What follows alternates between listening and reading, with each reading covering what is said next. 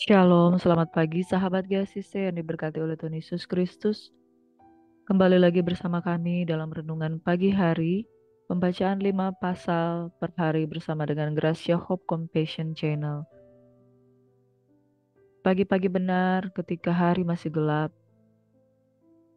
Yesus datang untuk mencari kehendak Bapa yang ada di surga. Saudaraku yang diberkati oleh Tuhan Yesus Kristus, pagi-pagi benar pada hari masih gelap, di situ ketika kita saat teduh duduk diam di kaki Tuhan, kita akan menerima kekuatan baru. Bagi semua orang yang berharap kepada Tuhan, Dia tidak pernah akan meninggalkan. Apapun yang menjadi pergumulanmu di pagi hari, saudara, biarlah kita bangun dengan tubuh yang sehat diberkati dengan menghadapkan wajah kita kepada Tuhan untuk beroleh kekuatan yang baru di dalam Tuhan. Mari saudara yang diberkati oleh Tuhan Yesus Kristus, buka hatimu di hadapan Tuhan. Kita siapkan hati kita untuk menerima sabda firman Tuhan.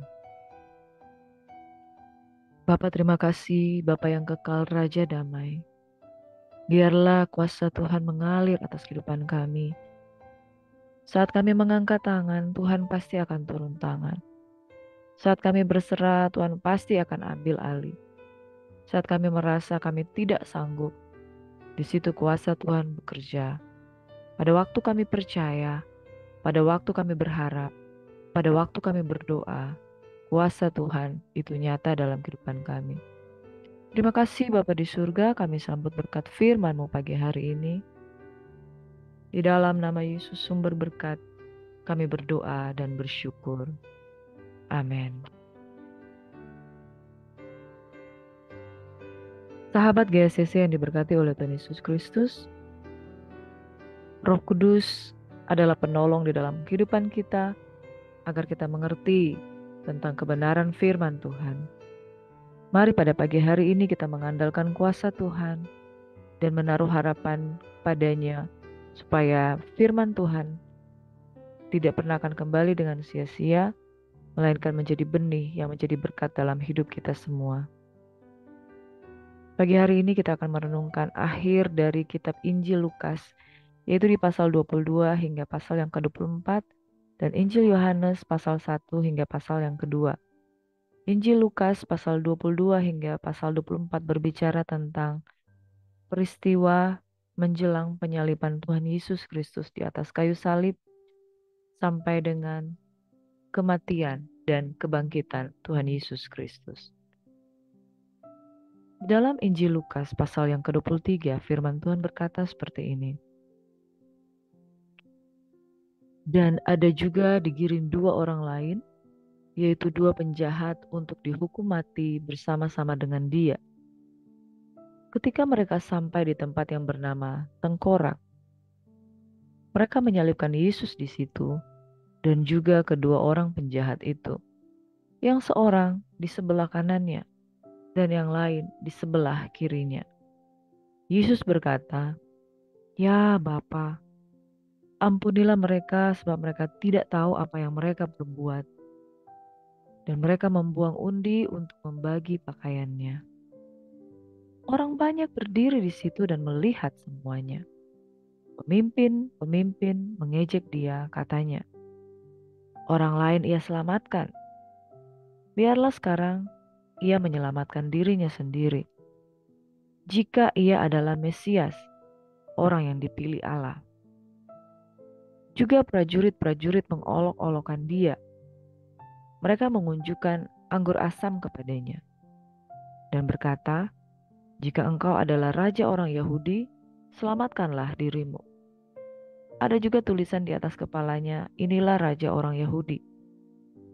Seorang dari penjahat yang digantung itu menghujat dia, katanya, "Bukankah engkau adalah Kristus? Selamatkanlah dirimu dan kami." Tetapi yang seorang menegur dia, katanya, "Tidakkah engkau takut juga tidak kepada Allah, sedang engkau menerima hukuman yang sama? Kita memang selayaknya dihukum, sebab kita menerima balasan yang setimpal dengan perbuatan kita. Tetapi orang ini tidak berbuat sesuatu yang salah. Lalu ia berkata, Yesus, ingatlah akan aku apabila engkau datang sebagai raja. Kata Yesus kepadanya, aku berkata kepadamu, sesungguhnya hari ini juga engkau ada bersama-sama dengan aku di dalam Firdaus. Demikian pembacaan firman Tuhan. Saudara yang diberkati oleh Tuhan Yesus Kristus. Ada beberapa hal yang kita akan pelajari lewat firman Tuhan pada pagi hari ini, yaitu ketika Yesus disalibkan di antara dua orang penjahat.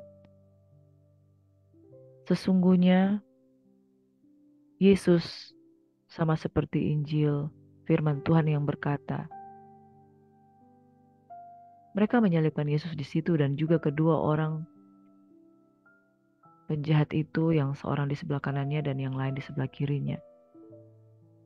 Seperti nubuatan dari kitab Yesaya bahwa ia akan terhitung di antara kaum pemberontak.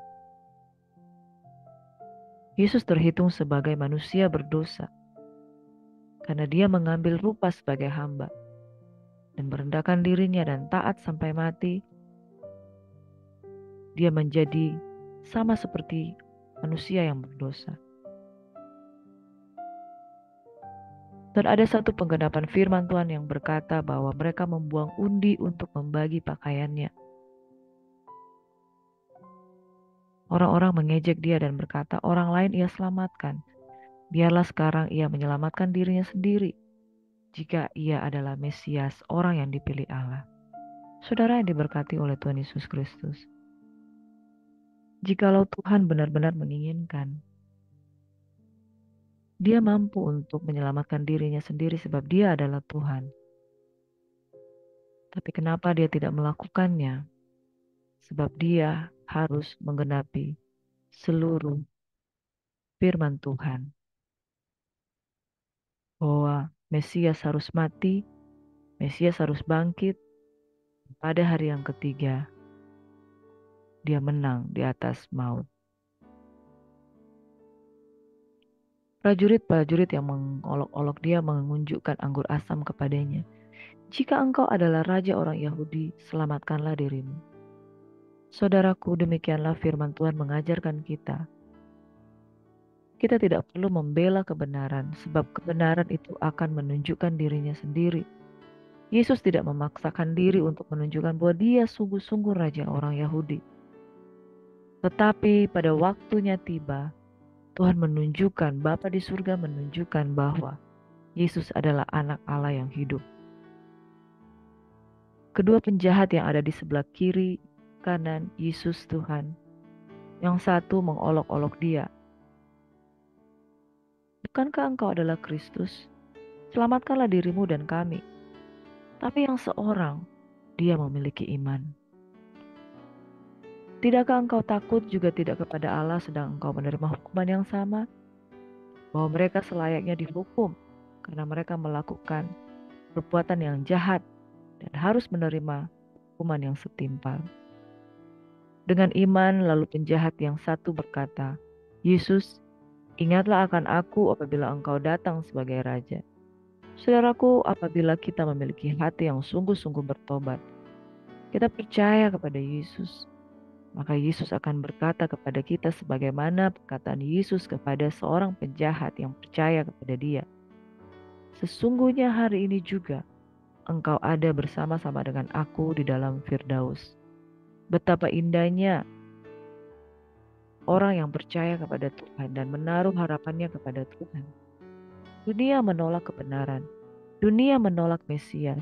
Dunia menolak Yesus Kristus Tuhan. Tetapi barang siapa percaya dan menerimanya, ia diberi kuasa bukan sekedar menjadi anak Allah, tetapi dia menerima kuasa untuk juga melakukan pekerjaan-pekerjaan yang besar, sebagaimana Yesus melakukan perbuatan-perbuatan yang ajaib. Kita akan belajar tentang Injil Yohanes. Di dalam Injil Yohanes pasal yang pertama, ayat pertama berkata, pada mulanya adalah firman. Firman itu bersama-sama dengan Allah. dan firman itu adalah Allah. Di dalam kitab Kejadian 1, pada mulanya bumi adalah kosong, tetapi kemudian Tuhan berfirman dan semuanya jadi. Saudara yang diberkati oleh Tuhan Yesus Kristus, jika bumi dibentuk oleh karena firman, betapa lebihnya lagi kita harus percaya tentang firman itu sendiri. Jangan meremehkan firman, sebab orang yang meremehkan firman tidak akan luput. Pada mulanya adalah firman, firman itu bersama-sama dengan Allah, dan firman itu adalah Allah. Firman berkuasa menciptakan, firman berkuasa menjadikan langit dan bumi dan segala isinya. Mari, jangan pernah meremehkan firman Tuhan. Injil Yohanes mengatakan bahwa firman itu telah menjadi manusia dan tinggal di antara kita. Firman Tuhan berkata seperti ini, pada mulanya adalah firman, firman itu bersama-sama dengan Allah, dan firman itu adalah Allah. Ia pada mulanya bersama-sama dengan Allah. Segala sesuatu dijadikan oleh Dia, dan tanpa Dia tidak ada sesuatu pun yang telah jadi dari segala yang telah dijadikan. Dalam Dia ada hidup, dan hidup itu adalah terang manusia. Terang itu bercahaya di dalam kegelapan, dan kegelapan itu tidak menguasainya. Datanglah seorang yang diutus Allah, namanya Yohanes. Ia datang sebagai saksi untuk memberikan kesaksian tentang terang itu, supaya oleh Dia semua orang menjadi percaya. Ia bukan terang itu, tetapi ia harus memberi kesaksian tentang terang itu. Terang yang sesungguhnya yang menerangi setiap orang sedang datang ke dalam dunia. Ia telah ada di dalam dunia, dan dunia dijadikan olehnya. Tetapi dunia tidak mengenalnya. Ia datang kepada milik kepunyaannya, tetapi orang-orang kepunyaannya itu tidak menerimanya. Tetapi semua orang yang menerimanya diberinya kuasa supaya menjadi anak-anak Allah, yaitu mereka yang percaya dalam namanya. Orang-orang yang diperanakan bukan dari darah atau dari daging, bukan pula secara jasmani, oleh keinginan seorang laki-laki, melainkan dari Allah. Firman itu telah menjadi manusia dan diam di antara kita. Dan kita telah melihat kemuliaannya, yaitu kemuliaan yang diberikan kepadanya sebagai anak tunggal Bapa, penuh kasih karunia dan kebenaran. Demikian firman Tuhan dari Injil Yohanes 1. Sebagai anak tunggal Bapa, artinya tidak ada nama lain yang diberikan kepada kita selain nama Yesus. Terang itu sesungguhnya sudah ada untuk menerangi setiap orang, sedang datang ke dalam dunia. Ia ada dalam dunia, dan dunia dijadikan olehnya. Tetapi dunia tidak mengenalnya. Dia datang kepada milik kepunyaannya, tapi orang-orang kepunyaannya tidak menerimanya. Saudara yang diberkati oleh Tuhan Yesus Kristus, perenungan firman Tuhan pada pagi hari ini, mari kita jangan bersikap seperti perwira-perwira Yahudi. Kita jangan bersikap seperti penjahat di sisi kiri dan sisi kanan Tuhan Yesus. Yang satu menolak Yesus, padahal Yesus datang kepada milik kepunyaannya. Saudara yang diberkati oleh Tuhan Yesus Kristus, bukan saja manusia yang mengalami yang namanya penolakan, tetapi Mesias Tuhan yang hidup juga mengalami yang namanya penolakan. Dia datang untuk memberikan segala sesuatu. Dia datang untuk memberkati segala sesuatu. Dia datang untuk menyelamatkan seluruh umat manusia, tetapi dia sendiri ditolak. Saudara yang diberkati oleh Tuhan Yesus Kristus, apakah hari ini kita menyambut Tuhan?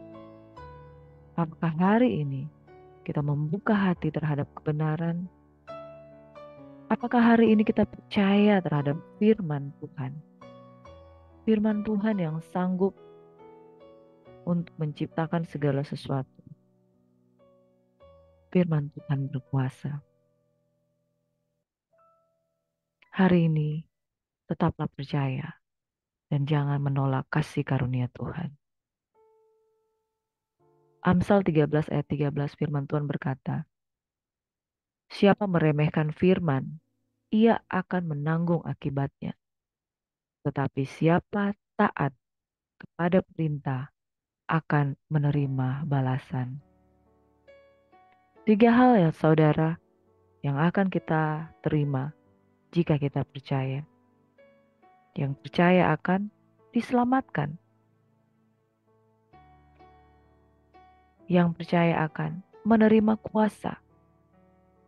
Yang percaya akan beroleh hidup yang kekal. Mari tinggalkan dosa, sambut firman Tuhan, sambut kebenarannya, percaya kepada Tuhan dengan sungguh-sungguh. Barang siapa percaya, ia akan menerima berkat dan kuasa daripada Tuhan. Pagi hari ini firman Tuhan sederhana, luar biasa, bahwa orang yang meremehkan firman akan menanggung akibatnya. Siapa yang percaya diberi kuasa untuk menjadi anak, diberi kuasa untuk melakukan perbuatan-perbuatan yang besar, diberi kuasa dan beroleh tempat di dalam kekekalan. Saudara yang diberkati oleh Tuhan Yesus Kristus, percayalah kepada Tuhan, maka engkau akan hidup. Tuhan Yesus memberkati kita semuanya. Mari berdoa. Bapa, terima kasih buat firman Tuhan, mengingatkan kami dan selalu meneguhkan kami. Jangan sampai kami tidak percaya. Jangan sampai kami meremehkan firman. Jangan sampai kami menolak kebenaran firman Tuhan. Apapun yang terjadi dalam hidup kami memutuskan, Tuhan, kami percaya. Lebih daripada segala masalah dan pergumulan kami percaya. Engkau yang sanggup. Hidup kami bukan soal hidup di dunia ini, tetapi bagaimana supaya kami beroleh hidup yang kekal di dalam Tuhan. Makasih Tuhan, kami merasakan urapan-Mu pagi hari ini menjamah kehidupan kami. Kami terima berkat-berkat yang spesial. Umat-Mu yang hari ini mendengarkan firman Tuhan, diberkati, diberkati, dan diberkati. Amin. Terima kasih Tuhan Yesus. Sungguh baik dalam kehidupan kami. Kami sambut berkat-Mu dengan ucapan syukur. Haleluya. Amin.